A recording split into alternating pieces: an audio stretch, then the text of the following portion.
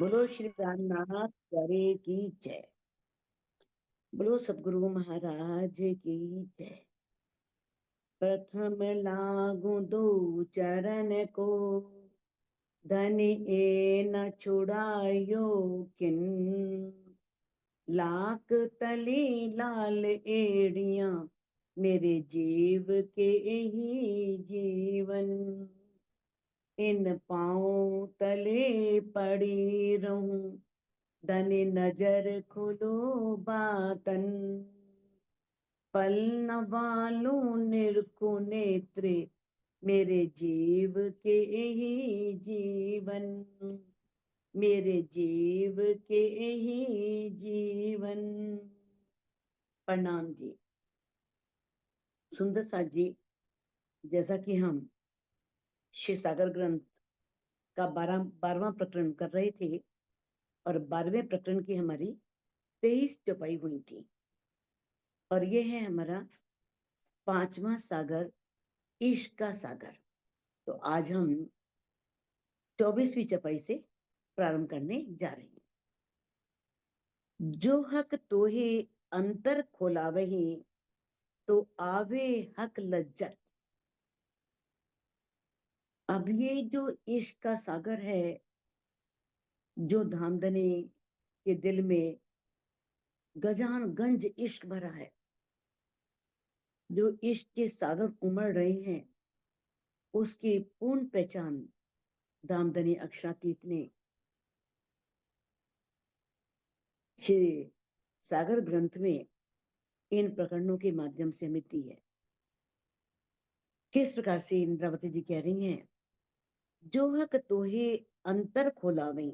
अंतर का अर्थ क्या है? यदि धामधनी ये तुम्हारी आंतरिक दृष्टि खोल दे, माया दूर हो जाए, माया की चाहनाएं खत्म हो जाए, तृष्णाएं मिट जाए, और फिर अगर अंदर की नजर खुल जाए धामधनी की मेल से, तो आवे हक लज्जत। तो इस संसार में ही तुम्हें जो हमारे धामधनी अक्षरातीत हैं, उनकी लज्जत प्राप्त हो सकती है। लज्जत मीन्स आनंद। उनसे उन्हें देखने का, उनके सुखों का वो आनंद आप लोगों को आपको मिल सकता है। और बड़े सुख कई अर्श के, और जो परमधाम के और बहुत से सुख हैं, जो धामधनी अपनी अंगनाओं को लेकर के विहार करते हैं, घूमते हैं। कैसे सुख पालों में बैठा करके धामधनी रूहों को कुंज निकुंज वनों में ले जाते हैं, वट पीपल की चौकी पर ले जाते हैं, पुखराज पहाड़ की सैर कराते हैं। तो वो जो सुख हैं, वो सब तुम्हें यहीं बैठे बैठे इस माया के संसार में मिल सकते हैं। पर ए निपट बड़ी न्यामत। पर निपट मैंने, इसमें कोई संदेह नहीं है, ये जो नियामत है ना, ये खजाना बहुत बड़ा खजाना, ये परम धाम का खजाना है। यहाँ के खजाने हम कितने मर्जी इकट्ठे कर लें, चाहे लाखों, करोड़ों, अरबों, खरबों कमा लें, लेकिन अंत में सबने यही छोड़ के जाना है, कुछ साथ नहीं जाना। लेकिन यही नियामत, यही अध्यात्म के मार्ग पर चलने से जो हमें उपलब्धियां मिलती हैं, ये हमारे साथ जाएंगी। कहते हैं, लहरी इस सागर की, जो तू लेवे रू इत। अब इंद्रावती जी कहती हैं, धामधनी अक्षरातीत के हृदय में जो इश्क के सागर उमड़ रहे हैं, तो उनकी लहरें, उनकी लहरों से मिलने वाला आनंद है रू, तो यहीं बैठे बैठे ले सकती है। तो तू देखे सुख इश्क, जब वो लज्जत आएगी, जब वो आनंद आएगा, तब पता लगेगा कि परमधाम में पूर्ण ब्रह्म परमात्मा अक्षरातीत हैं, जो हमारे धामधनी हैं, उनके इश्क के सुख कैसे हैं। कितने सुख हैं, अनगिनत सुख हैं, अपार सुख हैं। ये कब मिलते हैं? जब धनी के प्रति विरह आता है, जब विरह में डूब करके एक रूप युगल स्वरूप की शोभा को जानने का प्रयास करती है, तब उसे उन दामदनी के अंदर जो इश्क का सागर है उसकी लहरों का आनंद मिलता है। तब उसे धामधनी के प्रेम की पहचान होती है। लेकिन इंद्रावती जी कहती हैं, ए होए ना बिना निस्वत। लेकिन ये बिना निस्बत के नहीं होता। ये नियामत ब्रह्म सृष्टियों को ही मिल सकती है। ब्रह्म सृष्टियां ही इस मार्ग पर चल सकती है। बस बाकी लोग तो ठीक है तारतम्य ले लेंगे, लेकिन फिर भी कर्म कांड में लगे रहेंगे और कर्म कांड में ही अपना जीवन बिता देंगे। वो कर्म कांड छोड़ ही नहीं सकते, उनसे कर्म कांड छूट ही नहीं सकता। और सुख इन लहरन को आवत खिलवत याद। अब इंद्रावती जी बता रही हैं कि जो इश्क की लहरें हैं ना, तो उसकी लहरों का जब सुख एक रूह को मिलता है तो उससे क्या होता है? जैसे ही वो लहरों का सुख मिलेगा ना एक रूह को, तो उसे क्या होगा? आवत खिलवत याद, उसे खिलवत की याद आ जाएगी। यानी कि जो मूल मिलावे की शोभा है ना, ये किस तरह से उसके धाम हृदय में अखंड हो जाएगी। कहते इन हक इश्क सागर की कई नहरें सुख स्वाद। अब सागर में से कई नहरें सागर में समाती हैं, सागर से कई नहरें निकलती हैं। तो कहते कि जो धामधनी के दिल में इश्क का सागर है, उस इश्क की सागर का जो स्वाद है वो कई प्रकार से, यानी कि अनंत नहरें उसमें से बहने लगती हैं। वो उस रूह को प्राप्त होती हैं, वो आनंद उस रूह को मिलना शुरू होता है। तो इसका क्या मतलब है कि मानसिक या बौद्धिक, जैसे हमारे मन में या हमारी बुद्धि में मूल मिलाने की याद आ गई, ये नहीं है इसका मतलब कि हमारे बुद्धि में आ गया ऐसा मूल मिला हुआ है, ऐसे एक हार कमलों की बनी है, फिर एक थंबों की हार है, दो गलियां हैं, एक चबूतरा है, चबूतरे पर थंब लगे हैं, मध्य में सिंहासन है। ठीक है, ये याद अगर हमें, ठीक है, हमें याद हो गया, मन में भी आ गया, बुद्धि में भी आ गया, लेकिन इसका भाव यह है कि आत्मा के धाम हृदय में मूल मिलावे की जो छवि है ना, वो छप जाती है, वो शोभा दिखाई देने लगती है। ऐसा लगता है जैसे वो शोभा उस धाम हृदय में बैठ गई है। तो अगर हम ब्रह्मवाणी पढ़ते हैं, वाणी पढ़ रहे हैं, वाणी के द्वारा हमने मूल मिलावा जाना, मूल मिलावे की शोभा को जाना, मूल मिलावे के बारे में पढ़ा, तो जीव के दिल में तो मूल मिलावे की याद आती ही रहती है। आप अक्सर वाणी पढ़ रहे हो तो मूल मिलावा सबके दिल में बैठ चुका है। तो जीव के दिल में तो देखो मूल मिलावे की याद आती आती है। लेकिन यहाँ पर वो इश्क की लहरें उस मूल मिलावे को देख करके, जो धामधनी अक्षातीत के हृदय में इश्क का सागर है, उसकी लहरों का अनुभव करने से है, उनके सुख लेने से है। यूं सुख इश्क सागर को धनी प्यारे देत रुअन। इस प्रकार से धामधनी हमारे प्राण प्रीतम रूहों को अपने इश्क सागर के सुख देते हैं। बड़े प्रेम पूर्वक, बड़े प्रेम से रूहों को इश्क सागर का सुख देते हैं। तो इत दिखाए मेहर कर जो इश्के किए रोशन। अब धामधनी ने, ये धनी की मेरी तो है, जो उन्होंने इस माया के ब्रह्मांड में ये पहचान दी। ये पहचान उनकी मेहर का ही रूप है, ये उनका मेहर, उनकी मेहर ही है। किस तरह से राज्य ने अपनी मेहर से ब्रह्मवाणी के द्वारा हमें ये सब पहचान दी, और जो इश्क के किए रोशन, और इश्क को रोशन कर दिया, प्रकाशित कर दिया, जिससे सभी को उनकी पहचान हो गई। ये धामधनी की अपार मेहर है। जो सुख इश्क सागर को माए हेत प्रीत तरंग। अब जो इश्क का सागर है, इंद्रावती जी कह रही हैं कि धामधनी के दिल में जो इश्क का सागर है, उसमें प्रेम की, हेत का अर्थ होता है प्रेम, और प्रीति, ये आप समझ चुके हैं। प्रेम क्या है, प्रीति क्या है। प्रीति जैसे दामदनी के हृदय है, मार्फत है, जैसे एक बर्फ है, वो प्रेम है। और जब बर्फ पानी का रूप धारण करती है, बहती है, तो प्रीति है। अब धामधनी के दिल में प्रेम है, इश्क है, लेकिन उसके लिए जो भी इस ब्रह्मांड में या इस वाणी में जो भी उन्होंने जाहिर किया है, वो उनकी प्रीति है। रूहों के प्रेम के कारण वो प्रीति है, लीला रूप में। तो वो प्रेम और प्रीति की अनेक तरंगे उनके अंदर लहरें ले रही है, अपार लहरें।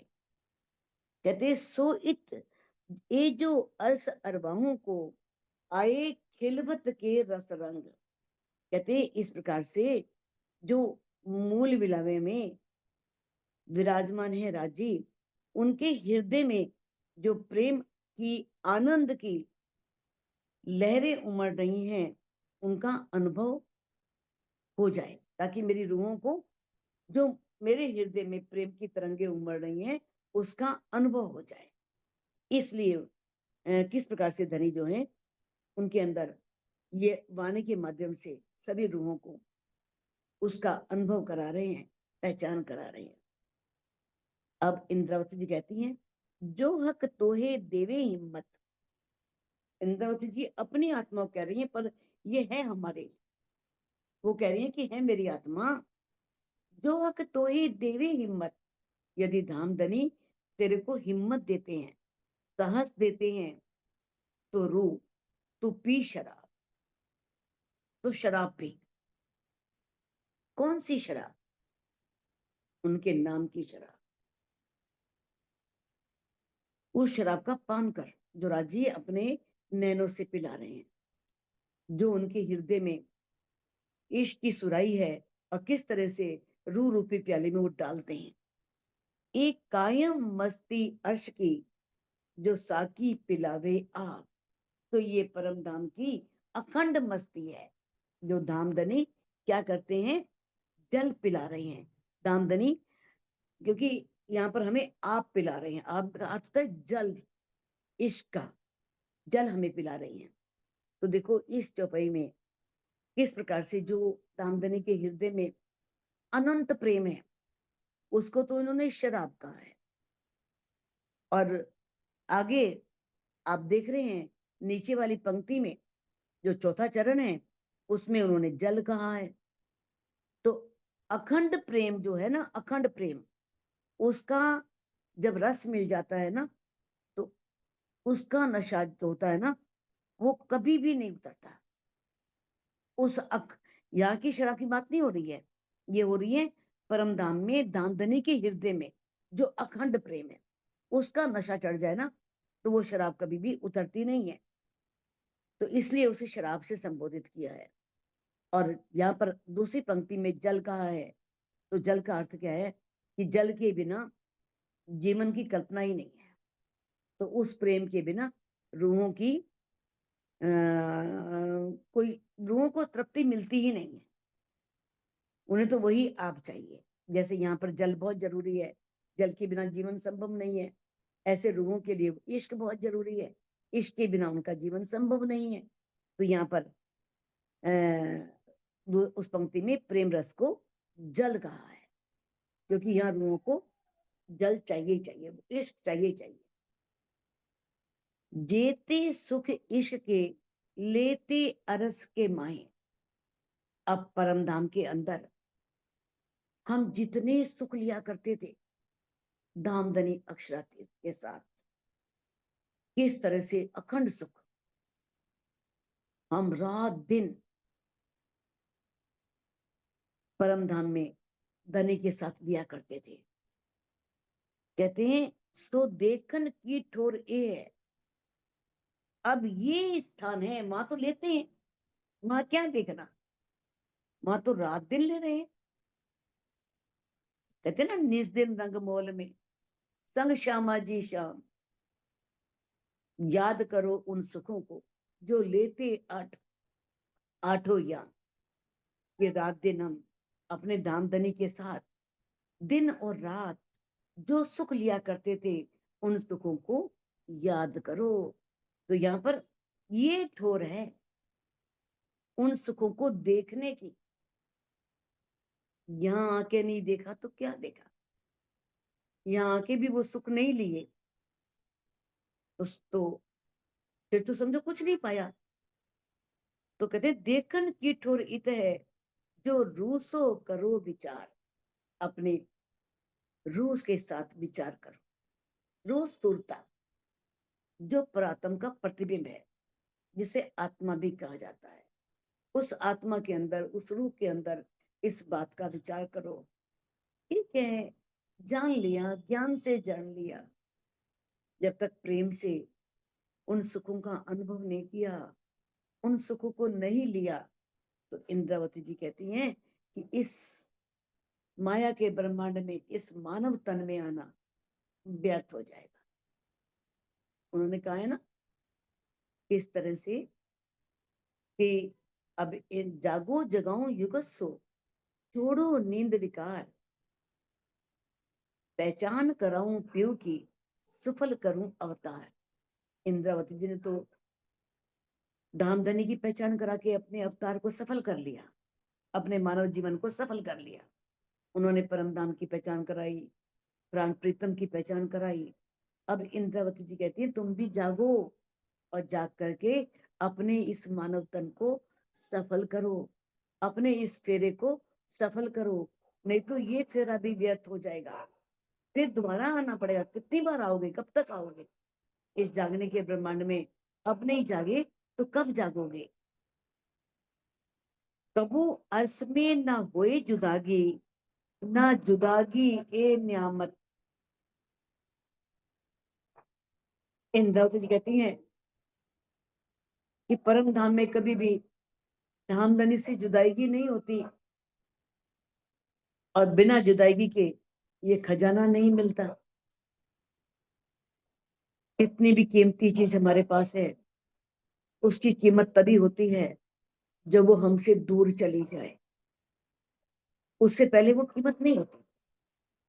तब तो धनी हमारे पास थे तो कोई कीमत ही नहीं थी। हम तो यही समझते थे कि हम माशूक हैं और हम राज्य को रिझाते हैं, इश्क तो हम ही करते हैं राज्य से। तब राज्य ने कहा कि मैं रूह हूं, मैं सबसे ज्यादा इश्क करता हूं। तो ये बात कहीं हजम ही नहीं हुई कि ऐसा कैसे कह दिया, क्या हमारा इश्क कम है क्या? क्योंकि उस समय ये पहचान नहीं थी, और बिना अलग हुए ये नियामत नहीं मिल सकती थी, ये खजाना नहीं मिल सकता था। ये बातें दो अनहोनियां सोहक हम वास्ते करत। ये दोनों बातें जो कभी हुई नहीं, अनहोनी, ये दोनों क्या है? अनहोनियां हैं। और किस तरह से इस काल माया के ब्रह्मांड में आना, फिर किस तरह से उस वियोग का अनुभव कराना, फिर तारतम ज्ञान से प्रकाश कराना, फिर मार्फत अपने दिल के कुछ भेदों को जाहिर करना, उनकी पहचान कराना। ये राज्य ने किस वास्ते किया? हक हम वास्ते करत। ये धामधनी हमारे वास्ते कर रहे हैं ताकि मेरी रूहें पहचान करें, जान जाएं, अपने घर को पहचाने, अपनी आत्मा के प्रीतम को पहचाने, मुझे पहचाने। इसलिए धनी ने ये जुदाई की थी, वरना तो धनी कहते मैं रह ना सकूं रूह बिन, रूहें रह ना सके मुझ बिन। अजी कहते मैं रूहों के बिना नहीं रह सकता, एक पल भी नहीं रह सकता, मैं उनकी जुदाई सहन कर सकता ही नहीं। लेकिन रूहें भी नहीं रह सकती। जब पहचान होवे वाको तब सहे ना बिछो हाकिम। जब उन्हें पहचान होगी तब वो एक पल के लिए भी बिछोड़ा नहीं सहती, एक पल के लिए भी धनी से अलग होना बर्दाश्त नहीं करती। इश्क पाइये जुदागिए तो तुम पाई इत। अब जुदाईगी से ही इश्क मिला। जब तक हम अलग नहीं होते तो किसी के प्रति विरह नहीं आता, तड़प नहीं आती, वियोग नहीं आता। वियोग से ही इश्क की पहचान होती है। और वियोग कब होता है? जब अलग होते हैं। साथ हो तो क्या याद आएगी, अलग होंगे तभी याद आएगी ना। तो तुम पाई इत, और आपने उसे यहाँ इस ब्रह्मांड में, इस माया के ब्रह्मांड में पा लिया। वतन हकीकत सब दई ऐसा दाव न पाइये कित। ये बात धामधनी ने एक बार नहीं, वाणी में अनेकों बार कही है। आप सागर ग्रंथ में भी पढ़ चुके हैं कि ऐसा सुनहरा मौका फिर कभी नहीं मिलना। जो धनी ने ये हमें गोल्डन अपॉर्चुनिटी दी है ना, ये सुनहरा मौका दिया है, ये दोबारा नहीं हाथ आना। राजी ने हमें सारी हकीकत बता दी। हकीकत जानते ही हैं, परम धाम की एक एक गली की पहचान करा दी, एक एक पक्ष की पहचान करा दी, अपने दिल के सारे कुछ भेद खोल दिए। तो सारी हकीकत दामदनी ने हमें बता दी। तो अब उन्हें पाना है, उस हकीकत से धनी की पहचान करनी है। तो कहते हैं ऐसा मौका दोबारा नहीं मिलना। ये मौका जो इस जागने के ब्रह्मांड में मिला है वो दोबारा तुम नहीं पाओगे। इसलिए जागो, उसे पहचानो। फिर कब जुदागी पाओगे छोड़ के हक अरश। कबीर राजी ने आज से पहले तो ब्रह्मांड, ये ब्रह्मांड तो सदियों से, कब से बनता आ रहा है। ये नहीं कि ये अभी बना है। पहले सतयुग, त्रेता, द्वापर, कितने युग, कितने बीत गए होंगे युग। धनी ने कभी रूहों को यहाँ नहीं भेजा, कभी अपने से अलग नहीं किया, और ना दोबारा कभी भेजेंगे। कहते फिर कब जुदागी पाओगे। कहते हैं कि है सुंदर साजी, इंद्रावती जी कह रही हैं कि अब आप अपने अंदर दिल में ये विचार करो कि आपको फिर कब जुदाई होगी। दूसरी बार धनी से नहीं मिलना, अभी मिलना है।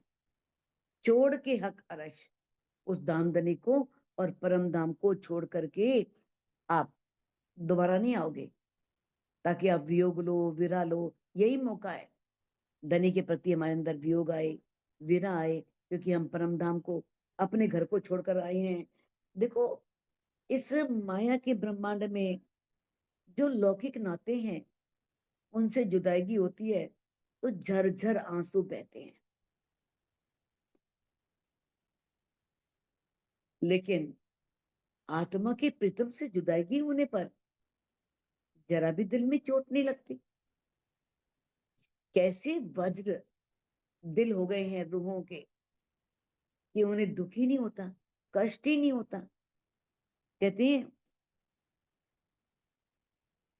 बैठे खेल में पियोगे हक इश्क का रस। अगर वो विरह आ गया, वो वियोग आ गया, वो धनी अंदर आ गए, तो फिर इसी ब्रह्मांड में बैठे बैठे धामधनी के हृदय में जो इश्क के सागर है, उस इश्क के रस का तुम पान करोगे, तुम उस इश्क के रस को पी सकोगे। तो किस प्रकार से बताया है कि हमें अपनी अंदर की दृष्टि से, अपनी अंदर की आंखें खोल करके उस युगल स्वरूप को निहारना है, और उनके प्रति विरह, वियोग आए, इश्क आए। तो कहते ये जो अगर प्राप्ति करनी है तो ये प्राप्ति हम अगर बाह्य आडंबर करते रहे, नवदा भक्ति में लगे रहे, तो नहीं आने वाली। कितने मर्जी ढोलक पीट लो, जोर जोर से गले फाड़ फाड़ के चिल्ला लो, भजन बोल लो, कितना कर लो, जब तक अंदर नहीं डूबेंगे, जब तक अंदर से धनी की पहचान नहीं करेंगे, अंदर से धनी के प्रति दर्द नहीं आएगा, तो वो कब संभव होगा? वो चितवनी में होगा। जब वो चितवन करेगी तो किस तरह से, जब उसके अंदर विरह के आंसू बहेंगे और उससे उसका पाक साफ अंतस्करण होगा, तब उसके अंदर जुगल स्वरूप की छवि दिखने लगेगी। याद करो इश्क को, कायम अर्श में लेते जो सुख। इंद्रावती जी याद दिला रही है, जाग देखो सुख जागनी, सुख नहीं यही अपनी जागनी, जो याद करो निज सुख, याही से इश्क आवही, याही से हो ये सन्मुख। शुरू में ही धनी ने बोल दिया वाणी में, कलश में ही कह दिया। अपनी जागनी क्या है? जब हमें अपने सुख याद आ जाए, उसी से इश्क आएगा। जब वो सुख याद आएंगे ना, मानिक पहाड़ के, कहते ना, वो सुख हमारे कहाँ गए, जो लेते दिन और रात, हक के साथ हम सब रूहे, हंस हंस करती बात। वो मानिक पहाड़, वो मानिक पहाड़, जब धनी के साथ हम हंस हंस के बातें करते थे और मानिक पहाड़ के इतने ऊंचे बुलंद झूलों में झूलते थे, वो सुख हमारे कहाँ गए? तो ये याद करने हैं अपने सुख, तब इश्क आएगा। यही से इश्क आवे, यही इसी से ही इश्क आएगा। यही से हो ये सन्मुख, और यही इश्क हमें उनके सन्मुख करेगा, उनके सामने करेगा। कहते याद करो इश्क को, कायम अर्श में लेते जो सुख, जो हम अखंड परम धाम में धनी के साथ सुख लिया करते थे, उन सुखों को याद करो। अलेखे अनगिनती, सो देत लज्जत माहे दुख। और वो सुख कैसे हैं? वो अलेखे हैं, उसे लिखा नहीं जा सकता, वो अवर्णनीय है, उनका वर्णन नहीं किया जा सकता। अनगिनती, और ना ही वो गिनती में आते हैं, वो असंख्य हैं, अनंत हैं, अपार हैं। सो देत लज्जत माहे दुख, जो धामधनी हमें इस दुख के ब्रह्मांड में, इस माया के ब्रह्मांड में जो परम धाम के सुखों की लज्जत दे रहे हैं, वो लज्जत जो है वो अनगिनत है, अलेखे है। इंद्रावती जी कह रही है वो लिखी नहीं जा सकती, उसका वर्णन नहीं किया जा सकता। कहते जो सहूर करो तुम दिल से, खेल में किए बेशक। अब इंद्रावती जी कहती हैं कि है सुंदर साज जी, तुम अपने दिल से सहूर करके देखो, चिंत विचार करके देखो, खेल में किए बेशक, जो धामधनी ने इस माया के ब्रह्मांड में आपके साथ आपको बेशक कर दिया है, शक से रहित कर दिया है।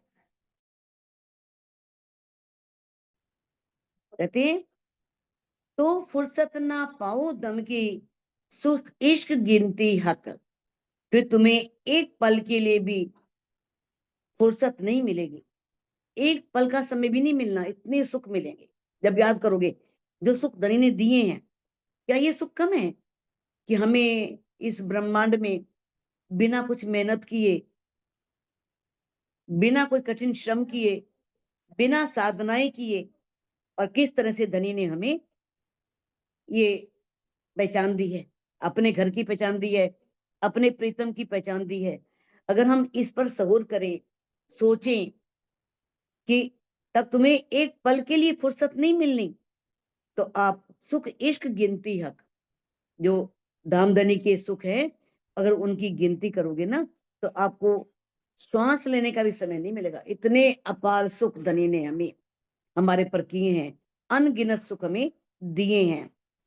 कहते हैं एक किया तुम्हारे वास्ते जो धनी खोले नजर हक।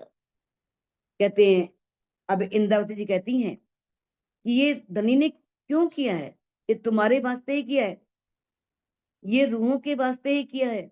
जो धनी खोले नजर ए, जो धनी ने हमारी आत्मिक दृष्टि को खोला है, हमारी अंदर की नजर को खोला है। तो कोई देखो माहे बातुन हक का प्रेम सने। तो अब कहते हैं अपनी कोई तो अपनी आत्मिक दृष्टि को खोलो।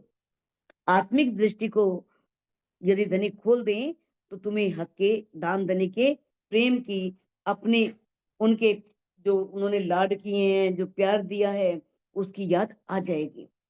क्योंकि इस सांसारिक बुद्धि से कभी भी जो प्राण प्रीतम है, धामधनी है, उनके प्रेम को हम नहीं पहचान सकते, क्योंकि माया की बुद्धि है। लेकिन वास्तव में जब हम आत्म दृष्टि के द्वारा सोचते हैं, विचार करते हैं, तब हमें वो सुख याद आते हैं। कहते हैं ना, वाणी में कहा है, श्री मोहम्मद कहे ए मोमिनो तुम पर दम दम जो बरतत, सो सब इश्क हक का पल पल मेहर करत। कि इंदात्री कहती है कि है मोमिनो याद करो कि किस तरह से पल पल, एक एक पल जो तुम्हारे साथ व्यतीत हो रहा है ना, वो सब धनी का इश्क है। वो पल पल तुम्हारे ऊपर मेहर कर रहे हैं, अपने इश्क की वर्षा कर रहे हैं। ये नजर तुम्हें तब खुले जो पूरन करे हक मेर। कहते हैं अब जो ये नजर है, आत्मिक दृष्टि है, वो तुम्हारी तब खुलेगी जब धामधनी की पूर्ण मेहर हो। बिना उनकी पूर्ण मेहर के वो दृष्टि नहीं खुल सकती। तो अब यहाँ पर ये लगता है कि किसी पर तो धनी पूरी मेहर करते हैं, किसी पर पूरी मेहर नहीं करते। जबकि मेहर के सागर में कहा है कि एक एक पल में करोड़ों गुना मेहर बढ़ जाती है। और जो धामधनी है, उनके अंदर तो आठों सागर विराजमान है। तो किसी के ऊपर पूरी मेहर, किसी के ऊपर कम मेहर, तो इसका क्या मतलब है? वे वो पूरी मेहर क्यों नहीं करते, ताकि हमारी आंतरिक दृष्टि खुल जाए। देखो मेहर दो तरह की होती है, एक तो जाहिरी मेहर है, एक बातिनी मेहर है। अब जाहिरी मेहर जो है वो तो माया की है। अच्छा घर मिल गया, कोठी मिल गई, कार मिल गया, बंगला मिल गया, वो समझो हमारी जाहिरी मेहर। अब आंतरिक मेहर क्या होती है? वो बिना पहचान हुए नहीं होती। क्योंकि परम धाम में वाहिदत में वाहिदत है, एक दिली है। लेकिन इस संसार में तो करने माफक कृपा होती है। जो हम करते हैं ना, उसके माफक ही धनी की मेहर होती है। उसके अनुसार ही किसी को ज्ञान मिलता है, किसी को प्रेम मिलता है। तो इसी प्रकार से मात्र बाह्य कृपा होती है, लेकिन आंतरिक किसी पर आंतरिक होती है और किसी किसी पर दोनों होती हैं। बाह्य मेहर भी होती है और आंतरिक मेहर भी होती है। तो ये रूह की करनी पर निर्भर है कि वो क्या कर रही है धनी के लिए। जितना वो करती है उस पर धनी की मेहर उतनी होती जाती है। हके मेहर विद विद करी, पर किन किन खोली ना नजर। अब राजी देखो मेहर के सागर है। जैसे सूर्य कभी ऐसा नहीं करता कि वो धूप सिर्फ अमीरों को दे, गरीबों को ना दे। वर्षा हो रही है तो सिर्फ अमीरों के लिए हो रही है, गरीबों के लिए नहीं हो रही। हवा चल रही है, सबके लिए बराबर है। ऐसे ही पूर्ण ब्रह्म परमात्मा अक्षरातीत, वो मेहर के सागर हैं, आनंद के सागर हैं, सुखों के सागर हैं। सब पर मेहर बराबर कर रहे हैं। हके मेहर विद विद करी, अनेक प्रकार की मेहर कर रहे हैं। किन किन खोली ना नजर, किसी किसी ने आत्मिक दृष्टि नहीं खोली है। वो आत्मिक दृष्टि नहीं खोल, लिखा ना, अंतर आंखा खोल सी ऐसुख सोई देखे। है ना, आता है ना कि जब अंदर की आंखें खोलते हैं, मेर बड़ी महबूब की अखंड अलेखे, अंतर आंखा खोल सी ऐसुख सोई देखे। उस प्रीतम की मेहर तो अनंत है, अखंड है, अलेखे है, लिखी नहीं जा सकती, लेकिन जो अंदर की आंखें खोलेगा उसे वो मेहर नजर आएगी। श्री बेतक साहिब में भी तो आप पढ़ते हो ना, कई बाह्य स्वरूप ही देखते रहते ना, किस तरह से लगा, अरे कब से इनके साथ लगे हैं, कभी भिक्षा मांगनी पड़ती है, कभी कुछ करना पड़ता है, और किस तरह से राजाओं का डर बना रहता है कि भाई पता नहीं इनमें पूर्ण ब्रह्म परमात्मा अक्षरातीत हैं भी कि नहीं है, हो सकती, किस तरह से संदेह आ गया था। फिर किस तरह से धनी ने उन्हें याद दिलाई शुरू से आखिर तक कि कितनी धनी की मेहर तुम पर है, जो आज तक इस ब्रह्मांड में देवती देवता नहीं पा सके, वो ज्ञान तुम्हें धनी ने दिया, इससे ज्यादा बड़ी मेहर और क्या होगी। आप पढ़ते हो ना श्री बीतक साहिब में शुक्राना, किस तरह से धनी ने पूरी पहचान कराई। तो कहते हैं, पर किन किन खोली ना नजर, कोई कोई अपनी आंतरिक दृष्टि नहीं खोलते, बाह्य ही देखते हैं बस। हम तो कब से लगे हैं, हमें तो फिर भी वही गरीबी है, और देखो वो कितना राज कर रहा है, कुछ करता भी नहीं। हम ये देखते हैं बाह्य दृष्टि से, आंतरिक दृष्टि से नहीं देखते। कहते हैं वो धनी जो है, कहते हैं मेहर सब पर महबूब की, पर पावे करनी माफक। धनी पर मेहर तो सबकी है, सब पर मेहर है, दाम धनी सब पर मेहर करते हैं, पर कौन प्राप्त करता है, मिलती किसको है, करनी माफ, जितना हम करते हैं उसके अनुसार मिलती है।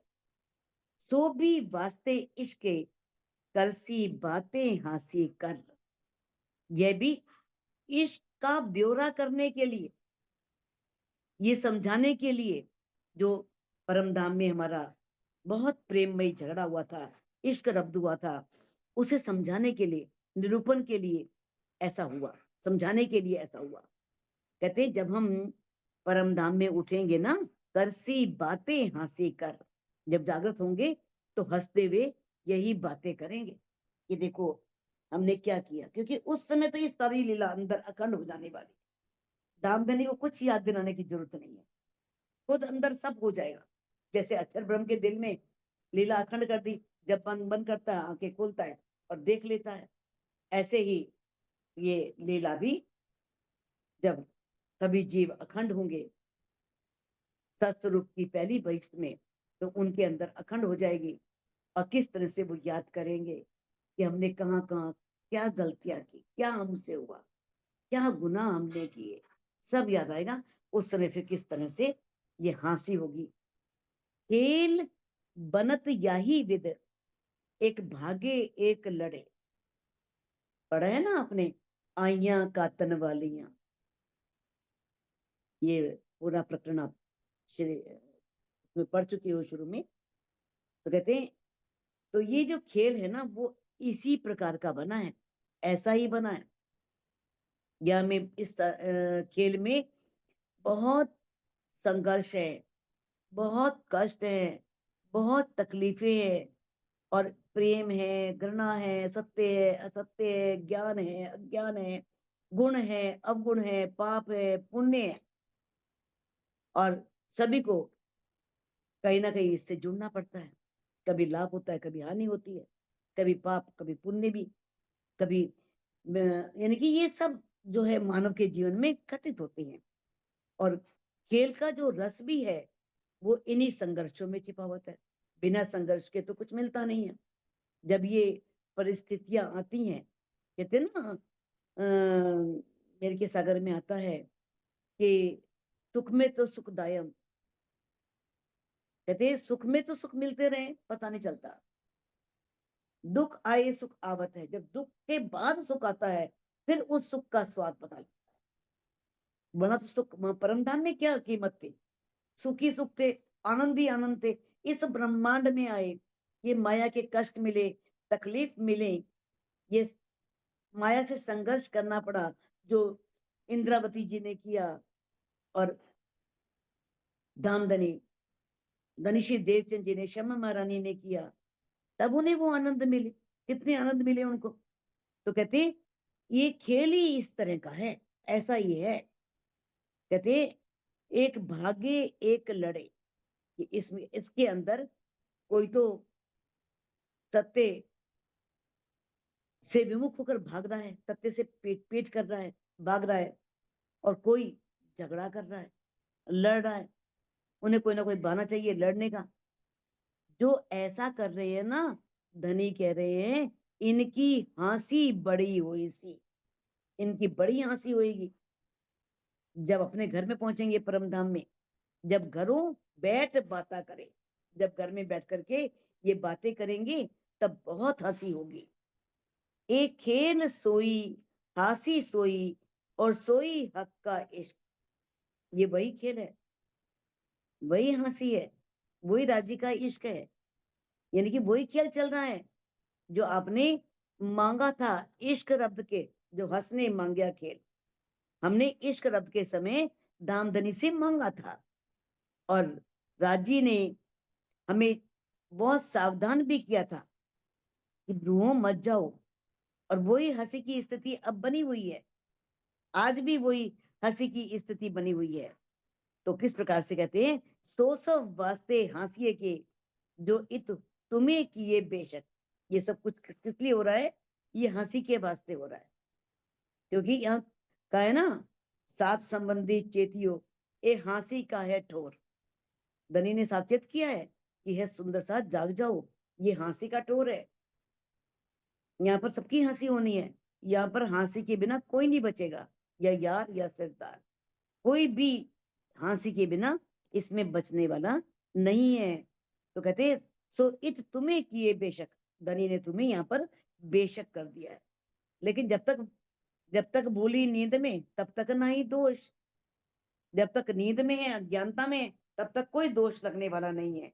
जब राज्य के इलम से जाग जाएंगे तब क्या होगा, तब हमें, तब जब भूली तब अफसोस, तब गलती करेंगे तो फिर बहुत अफसोस होगा, बहुत बड़ी हंसी होगी, बहुत यानी कि उस समय कोई भी हंसी से बचने वाला नहीं है, सबकी हंसी होनी है। जो देखे इत आंखा खोल के, तो देखे हक का इश्क अपार। यदि कोई रूह अपने अंदर की आंखों को खोले, अंदर की आंखों को खोल करके देखे, तो उसे पता लगेगा, ये अनुभव होगा कि धनी का इश्क अपार है। तब याद आएगा कि नहीं, हमने परम धाम में ये वायदे किए थे, अब हमें अपनी हंसी नहीं करानी, और हमें अब इस माया में और नहीं फंसना। तो कहते हैं किस तरह से वो सब बातें याद आएंगी। सोई हंसी देखे आप पर, तो क्यों कहूं ओरो शुमार। कहते हैं ये जो हमारे द्वारा जो भूल होंगी ना, तो अपनी भूलों पर स्वयं अपने ऊपर हंसी आएगी। हंसी देखे आप पर, अपने आप पर हंसी आएगी, और वो सोचेगा क्यों कहूं ओरो शुमार, अब मैं दूसरों की भूलों को क्या कहूं। भूल तो मुझसे भी हुई है, गलतियां मुझसे भी हुई हैं, मैंने भी गुनाह किए हैं, तो वो दूसरों की भूलों को मैं क्यों कहूं, उसकी हंसी क्यों करूं। वहां कोई हंसी नहीं करेगा, क्योंकि उसके अंदर सब आ जाएगा, उसे लगेगा कि मेरे से कितनी भूलें हुई हैं, अगर इनसे हुई है तो क्या हो गया। तो वो औरों की भूलों की ओर विचार नहीं करेगा। कब, जब अपने घर में जब पहचान हो जाएगी तब। मैं बहुत हंसी देखी आप पर, अनगिनती हक इश्क। अब इंदौ जी कहती हैं कि मैंने अपने अंदर की आंखों से देखा है कि मुझसे कितनी भूलें हुई हैं, कितनी गलतियां हुई हैं, और मेरी बहुत हंसी होने वाली है। और धनी का अनंत प्रेम भी देखा कि धनी का कितना प्रेम है, कितना मुझसे प्रेम करते रहे, मेरे से गलतियां होती रही, भूलें होती रही, लेकिन फिर भी वो मुझसे प्रेम करते रहे। इलम धनी के दिखाइया, मैं दो देखे बेशक। ये सब मुझे धामधनी के इलम ने दिखाया, तारतम ज्ञान के प्रकाश में मुझे इन बातों का एहसास हुआ, इन बातों को मैंने देखा। अब मुझे इसमें कोई भी संदेह नहीं है। तो इस तरह से कोई भी रूह अगर अपनी अंतर्दृष्टि से विचार करेगी, तब उसे ये एहसास होगा, फिर वो बेशक हो जाएगी, कोई शक नहीं रहेगा उसके अंदर। मोको धनिये दिखाइया, सब इश्क चौदह तब। अब इंद्रावती जी कहती हैं धनी ने मुझे ये अनुभव कराया कि 14 लोक के ब्रह्मांड में इश्क ही इश्क, इस ब्रह्मांड में एक एक कण अक्षरातीत की महिमा का बखान कर रहा है, उनकी महिमा की बात कर रहा है। इत जरा न बिना इश्क अपना ऐसा दिखाया हक। दामदनी ने दिखाया कि यहाँ पर एक जर्रा भी ऐसा नहीं है जो इश्क के बिना। क्या आता है ना कि दामदनी ने इश्क के वास्ते कितना किया, कितनी किताबें लिखी, कितने दृष्टांत दिए, कितने उदाहरण दिए, इस ब्रह्मांड में कितने उतारे, कितने प्रमाण प्राप्त जाहिर किए। तब वो देख करके पता लगा कि वास्तव में ये किस लिए हो रहा है। क्योंकि बहुत सी चपाइयां इस तरह की इसमें आई है वाणी में। ब्रह्म, जबकि वो इश्क इस संसार में नहीं है। इश्क तो शब्दातीत कहिया, जो हुआ ब्रह्म के घर, वो तो ब्रह्म के घर में है। प्रेम शब्दातीत है। कहते हैं यहाँ पर दुनिया जो है वो उस प्रेम को नहीं पा सकती। इश्क है तित सदा अखंड, ना ही दुनिया बीच ब्रह्मांड। ये इश्क तो वहां अखंड है, वो दुनिया के बीच में नहीं है। इस ब्रह्मांड में वो इश्क नहीं है, इस त्रिगुणात्मक ब्रह्मांड में वो इश्क है ही नहीं। लेकिन इस चौपाई में कहा है, कण कण में इश्क दिखाया धनी ने कि वो जो परम धाम का इश्क है वो कितना अधिक है। वो यहाँ यानी कि बताया है ना, किस तरह से आगू आशिक ऐसे कहे जो माया थे उत्पन्न, तो बेर माशुक पर वार डाले अपना तन। कि ऐसे आशिक और माशुक बनाए, किस तरह से आशिक अपने माशुक के लिए करोड़ों बार अपना तन कुर्बान कर देते हैं।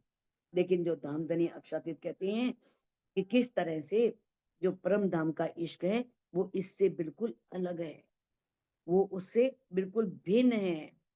क्योंकि वो तो निराकार के पार के पार, धुनी पावे क्यों कर। और वो जो ब्रह्मांड है वो निराकार के पार है। या दुनिया वाले उसे कैसे पा सकते हैं। जो जागो सो देखियो मेरी तो निशा भई। अब इंद्रावती जी कहती है, अब जाके खुद देख लो, मैंने तो बहुत वर्णन कर दिया, मैं तो संतुष्ट हो गई हूँ। मेरी तो निशा भई, निशा मैंने मैं संतुष्ट हो गई हूँ। अब तुम जागो और देख लो। रूह देखे सो दिल लग ना आवे, सो क्यों सहे जुबा कहे। अब इंद्रावती जी कहती है, मेरी रूह जो देख रही है ना, वो सारे सुख मेरे दिल तक नहीं आ रहे, तो ये जुबान कैसे कह सकती है, ये जुबान उसका वर्णन कैसे कर सकती है। जब वो सुख, अनगिनत सुख, अलेखे सुख, अपार सुख जो मैंने देखे हैं वो मेरे दिल तक नहीं आ रहे, मैं पूरा वर्णन नहीं कर पा रही। तो इस जुबा से कैसे कहूं, इस जुबा से वो शब्द निकल ही नहीं रहे, इतने सुख है। कहते हैं, ये तो कहती हूँ खेल का और कहाँ कहूं अरस की इत। कहती है अब जो ये बातें हैं, इश्क की बातें इंद्रावती जी कह रही हैं, जो मैं कह रही हूं वो जागनी ब्रह्मांड की है। जागनी ब्रह्मांड जागनी लीला से संबंधित है। कहाँ कहूं अर्श की इत, परम धाम के अनंत सुखों को मैं इस संसार में कैसे कहूं। इस जागनी के ब्रह्मांड में जो मैंने सुख पाए, उन सुखों का मैं वर्णन कर रही हूँ। परम धाम के सुखों का वर्णन मैं यहाँ कैसे करूं, मैं कर ही नहीं पा रही हूँ। कहती अर्श का इश्क तो कहूं जो ठोर जरे की पाऊं कित। कहते हैं अब परम धाम के इश्क का वर्णन मैं तब करूं जब मुझे वहां के एक एक कण का भी इश्क इस संसार में कहीं पर दिखता। वहां एक एक कण में इतना इश्क है, जर्रे जर्रा इश्क से भरा हुआ है। वहां एक एक पशु पक्षी इश्क से भरा है। हर पशु पक्षी अपने आप को आशिक मानता है। वहां की प्रकृति, धरती, आकाश सभी मांगते हैं कि हम आशिक हैं और अपने प्रीतम को कैसे रिझाएं। अब इंद्रावती जी कहती हैं, अगर मैं इस ब्रह्मांड में कहीं वो इश्क देखती तो वर्णन करती ना परम धाम के इश्क का। मुझे यहाँ परम धाम का इश्क दिखाई दिया ही नहीं, कहीं भी किसी जगह वो इश्क है ही नहीं जो परम धाम में है। तो मैं उसका वर्णन कैसे करूं जब मैंने वो कभी कहीं देखा ही नहीं, मुझे कहीं दिखा ही नहीं। मोमिन होए सो समझियो ए बेतक कहे मामत। अब इंद्रावती जी जिन्हें महामती की शोभा मिली और महामती जी क्या कह रहे हैं कि अगर मोमिन हो, परम धाम की रूहें हो, तो समझ लो। अगर आप ब्रह्म सृष्टियां हो ना, तो आपको समझ लेना चाहिए। अब बात ना रही बोलन की, अब बोलने की कोई बात नहीं रही। मैं और कितना कहूं, क्या कहूं। गैया चलते जान निस्बत, सिर्फ ये जान करके कि इनसे मेरी निस्बत है, परम धाम का अखंड संबंध है, तो उस संबंध को याद करके ये कुछ बातें आपसे कह दी हैं, ये वर्णन कर दिया है। वरना वो मेरे अंदर सामर्थ्य नहीं है कि मैं उस सौंदर्य को, उस हक के, आदि के सौंदर्य को, उस परम धाम के सौंदर्य को, उनके इश्क को यहाँ पर जाहिर कर सकूं।